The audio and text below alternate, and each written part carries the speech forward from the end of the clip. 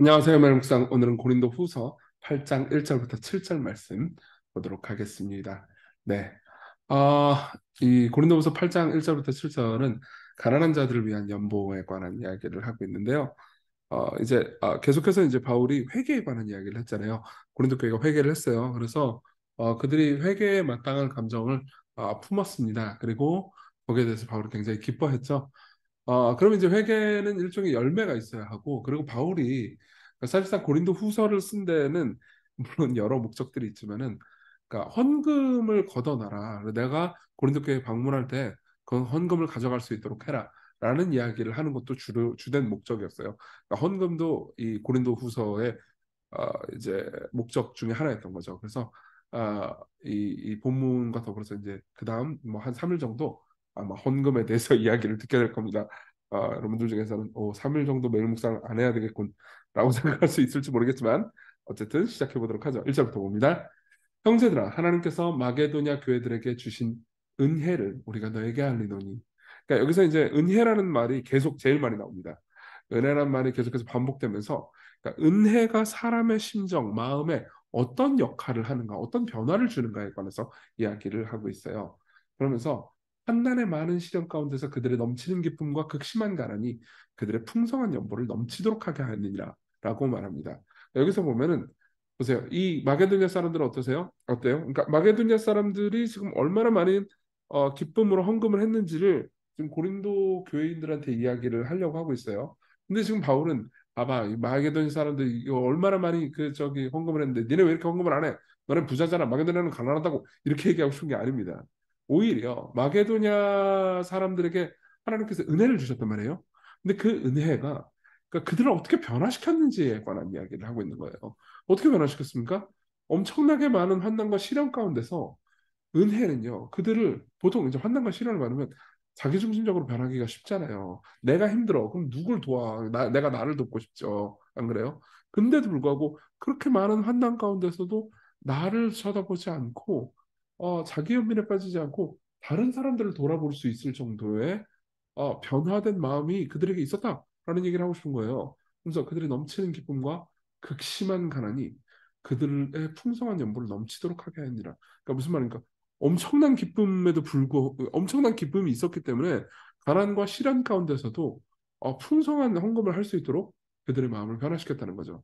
그래서 내가 증언하노니 그들이 힘대로 할 뿐 아니라 힘에 지나도록 자원하여 이 은혜와 성도 섬기는 일에 참여함에 대해서 우리에게 간절히 구한다. 그러니까 어떻게 했냐면 이런 은혜를 흘려보내는 일 있잖아요. 그러니까 지금 당시에 예루살렘 교회에 큰 흉년이 나가지고 예루살렘 교회에 많은 사람들이 굶어 죽게 생겼단 말이에요. 근데 그들을 섬기는 것을 은혜라고 생각하는 거예요. 그래서 마게도냐는 교인들은 뭐라고 그러냐면 바울한테 제발 우리가 헌금을 좀 이렇게 많이 할 수 있도록 이 헌금을 이 예루살렘 성도들을 섬기는데 우리가 함께 할 수 있도록 좀 도와주세요라고 구했다는 거예요. 애걸했다는 겁니다. 참 놀랍죠. 헌금 많이 할 수 있도록 저를 도와주세요. 헌금 많이 할 수 있도록 더 많이 가져갈 수 있도록 우리가 함께 참여할 수 있도록 해주세요라고 말하는 거니까는 뭐라고 해야 될까요? 굉장한 은혜죠. 이거는 보통 그러니까 평범한 사람들이 자기중심적으로 생각하고 행동할 때 일어날 수 없는 일이죠. 그러면서 이제 뭐라고 그러냐면 우리가 바라던 것뿐 아니라 그들이 먼저 자신을 주게 드리고 첫 번째로 자신을 주게 드립니다. 그리고 두 번째로 또 하나님의 뜻을 따라 우리에게 주었도다. 그러니까 참된 은혜는요, 우리를 하나님께만 헌신하게 만드는 게 아니고 사람들에게도 헌신하게 만듭니다. 그러니까 누군가가 나는 은혜 많이 받았어. 그렇지만 사람들을 위해서 섬기는 일을 하지 않잖아요. 그럼 그 사람은 실제로 그러니까 성경에서 말하는 은혜를 받은 건 아닌 거죠. 아마 종교적 감동은 있었을지언정 진짜 은혜를 경험한 건 아니라는 겁니다. 그러므로 우리가 디도를 권하여 그가 이미 너희 가운데서 시작하였은즉 이 은혜를 그대로 성취하게 하라 하노라. 예.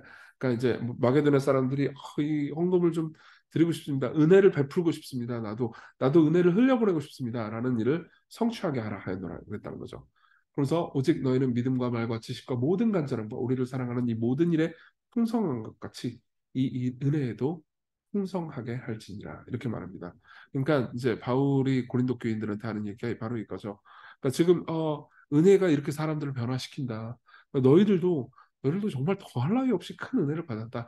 마게도냐 사람들이 받은 은혜와 똑같은 은혜를 너희도 받았다. 사실 목회적 돌봄이야 마게도냐 사람들보다 더 많이 받았죠. 고린도 전서 후서 두 개 서신 받았지. 게다가 중간에 있는 편지 하나 또 받았지. 아시죠? 예. 게다가 바울의 늘 기도와 사랑을 받은 사람들이잖아요. 그러니까 당연히 엄청난 사랑을 받았죠. 예. 자, 여기까지의 내용을 보고요. 적용을 좀 해보죠. 첫 번째로는 은혜가 어떻게 우리를 변화시키는지 요거 한번 생각을 해보도록 하겠습니다. 은혜는요, 2절에 보면 넘치는 기쁨과 극심한 가난이 그들의 풍성한 연보를 넘치게 했다고 그랬잖아요. 그렇죠? 그러니까 은혜는요, 자신의 극심한 가난에 눈을 두지 못하게 만듭니다. 보통 우리는 너나 할 것 없이 그러니까 내가 힘들면 남을 도울 생각 안 하잖아요. 뭐 가난한 사람을 도웁시다. 그러면 내가 가난한 사람이다. 뭐 이렇게 얘기하잖아요. 그렇죠? 근데 은혜는요.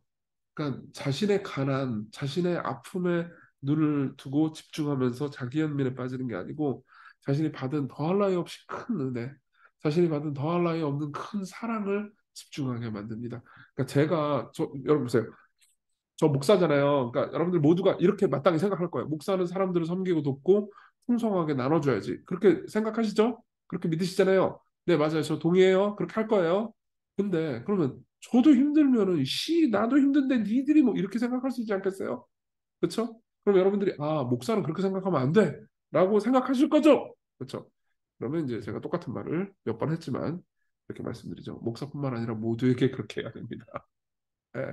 모두에게 여러분들은 같은 윤리적 잣대를 들이대야 합니다.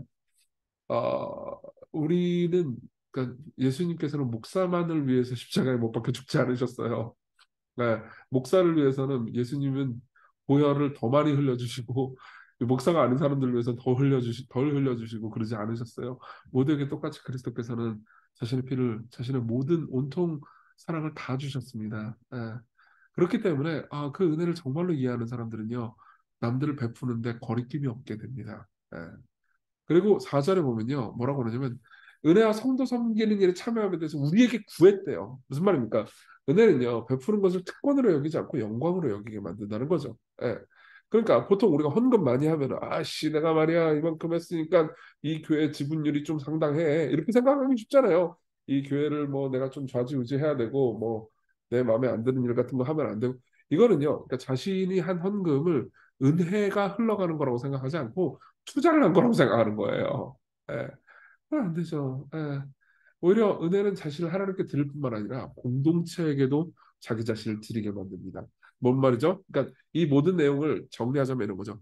은혜는요, 자기중심성을 허물어 버립니다. 예. 제가 설교 때 여러 번 얘기했잖아요. 그러니까 지옥의 본질이 자기중심성이라고요. 우리 죄의 본질이 자기중심성이라고요. 그렇죠? 근데 은혜는요, 자기중심성을 허물어 버립니다. 그래서 데인 오틀런드라는 학자는 이렇게 얘기합니다. 베풀미 없는 은혜는 일종의 기만이고 진정한 은혜가 아니라고요. 은혜가 없는 베품은 뭐 그냥 이건 사회적인 뭐 그냥 운동일 뿐이고 괴짜 그리스도인, 그러니까 율법주의적인 그리스도인을 더 율법주의적으로 만들 뿐이에요. 은혜 없이 베풀미 있어서는 안 되고요. 베풀m 없이 은혜가 있다고 주장할 필요도 할 수도 없는 겁니다. 두 번째입니다. 예수 그리스도를 봅시다. 이 2절을 다시 한번 볼까요? 한날의 많은 시련 가운데서 그들의 넘치는 기쁨과 극심한 가난이 그들의 풍성한 연보를 넘치도록 하게 했다고요. 보세요. 한날의 많은 시련 가운데서도 기쁨과 가난이 그들의 풍성한 연보를 넘치도록 하게 했다고 말합니다. 요거는요, 마게도냐 교인들이 어떤 마음을 가지고 있는지를 얘기해 주죠. 근데 보세요. 예수님이야말로 이 마음을 가지고 있었습니다. 예수님이 십자가에 달리셨을 때 그분은 환난의 엄청난 시련을 가지고 계셨죠. 근데도 불구하고 기쁨으로 우리를 얻으실 수 있다는 자기 신분을 얻을 수 있다는 기쁨으로 그 십자가를 즐거이 감당하셨거든요. 물론 그 가운데는 엄청난 고통이 있으셨죠. 예. 그리고 자기 백성들로부터 받는 거대한 비난이 있었습니다. 어, 그럼에도 불구하고 자기 백성들을 사랑하셔서 가지시기 위해서 모든 걸 주셨습니다. 무슨 말이냐면요. 마게도냐 사람들은 이 그리스도의 사랑에 깊은 감동을 받은 거예요. 이 그리스도께서 우리를 위해서 사랑을 베푸시니 풍성한 은혜가 그들의 마음을 붙잡은 거죠. 예. 예수님이야말로 한날의 많은 시련 가운데서도 기쁨으로 우리를 위해서 자신을 주셨습니다. 여러분 헌금을 얘기를 하니까 어떤 생각이 드시는지 모르겠어요. 종종 저는 목사라서 그 헌금을 말하기를 두려워할 때가 있습니다. 예. 그러니까 헌금을 많이 말하면은 사람들을 막 착취하면서 돈 하는 나쁜 목사가 될 것 같은 느낌이 들어서. 그렇지만 헌금은요, 우리가 우리의 탐욕으로부터 우리를 지켜주는 습관이고 행동이기도 합니다. 그러니까 제가 여러분들을 사랑하지 않고 눈치만 본다면 헌금에 대해서 하나도 얘기하지 않을 겁니다. 그러면 저는 여러분들에게 좋은 목사도 아니고 진리를 올바로 전달하는 것도 아니겠죠. 저는 오히려 은혜를 말하고 싶습니다. 그리스도께서 여러분들을 위해서 온통 자신을 내어주셨습니다. 그리고 그것을 여러분들이 보기를 바랍니다. 우리가 우리 자신의 가난에 우리의 마음을 집중하기보다는 그리스도께서 영원을 통해서 주신 부요에 우리 마음을 집중했으면 좋겠습니다. 우리 같이 기도해요. 우리에게 은혜를 깨닫게 해달라고 받을 자격 없는 죄인들을 위해서 주신 하나님의 사랑을 우리가 보며 삶을 살게 해달라고 오늘 우리의 마음을 넉넉하게 해달라고 기도합시다. 그리고 우리를 탐욕으로부터 구원해 주시고 예수 그리스도께서 우리를 위해서 무슨 일을 하셨는지 볼 수 있게 해달라고 같이 기도합시다.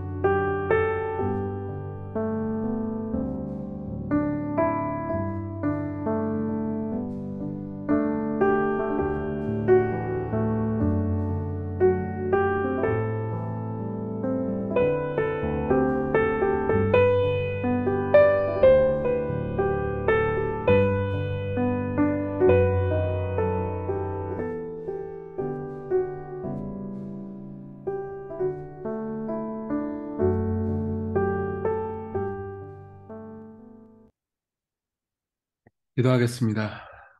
은혜로우신 하나님, 음, 당신이 우리에게 베푸시는 은혜가 얼마나 크고 놀라운지 우리가 날이 갈수록 더 깊이 깨닫게 해주십시오. 은혜가 과연 우리의 자기중심적인 마음을 바꿀 수 있을까요? 당신이 얼마나 우리를 위해서 자신을 내어주셨는지 보게 해주시고 그로 인해서 우리가 기쁨으로 삶을 살아가게 해주세요. 예수님 이름으로 기도했습니다. 아멘. 네. 오늘도 하나님의 은혜 안에서 기쁜 하루 보내셨으면 좋겠습니다.